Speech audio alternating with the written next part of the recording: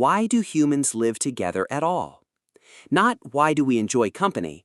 Why, biologically, does a species that's slow, weak, clawless, and practically defenseless survive by standing next to other equally defenseless people instead of just running off on their own? Because on paper, that makes no sense. And yet here we are. Go back far enough and you find early humans out on open ground. No claws worth mentioning, no real speed, teeth that couldn't do much against anything bigger than a rabbit. Alone, a single human on the savannah is basically a walking meal, and predators knew it. Big cats, hyenas, things with actual jaws built for exactly this purpose, all cruising the same land, all perfectly capable of ending one lone person's whole existence in about 4 seconds.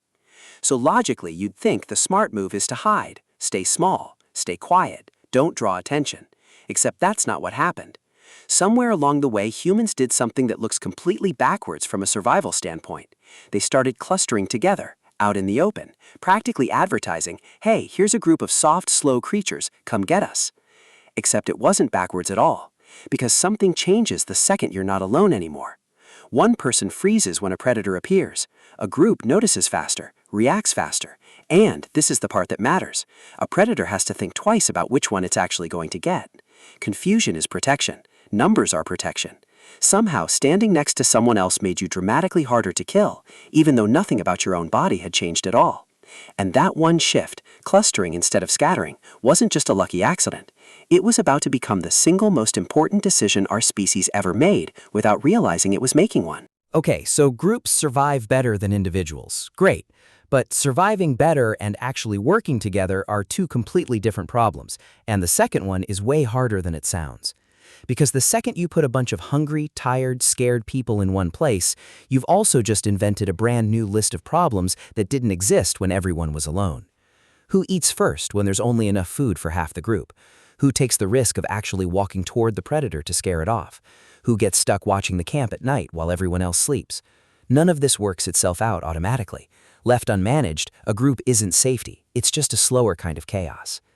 So groups had to figure out something individuals never needed: rules. Not written rules, obviously, nothing like that yet, but real, functioning agreements about who does what and who gets what. The people who hunted well got respect. The people who shared food generously got trust. The people who hoarded everything for themselves got, well, less cooperation the next time they needed help. Reputation, it turns out, might be older than we think. And here's the twist nobody expects. Helping someone else at a personal cost to yourself turned out to be one of the smartest moves a person could make. Share your food today, and when you're the one who comes back empty-handed next week, someone remembers and shares with you.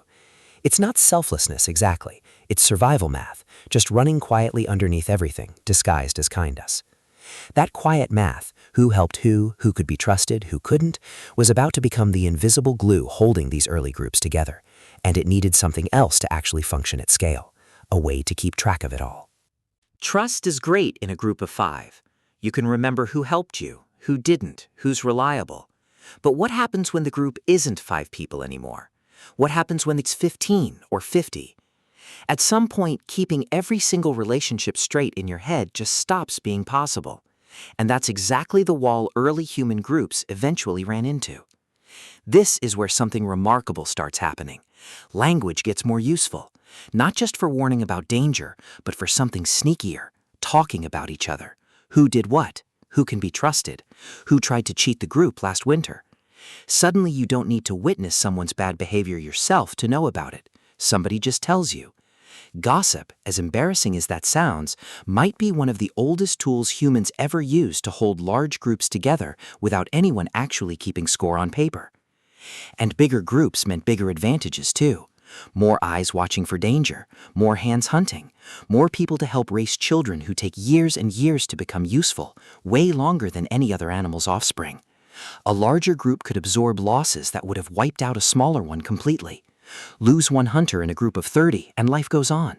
Lose one hunter in a group of 4 and you might all be finished. But bigger groups also meant bigger risks if cooperation ever broke down. More people to feed, more opportunities for someone to take advantage without getting caught. The same size that made a group powerful also made it fragile in a completely different way, and every single group had to somehow solve that balance or fall apart trying. The ones who solved it kept growing. The ones who didn't quietly disappeared from the historical record, absorbed, scattered, or simply gone. Here's the part that changes everything about how we think of ancient humans. Living in groups wasn't just about staying alive one more day. It slowly started reshaping what these people actually valued, believed, and cared about. Groups that stuck together started sharing more than food and warmth. They started sharing stories. And stories are sneaky things. They carry lessons without sounding like lessons. A story about a hunter who shared his kill and was rewarded later.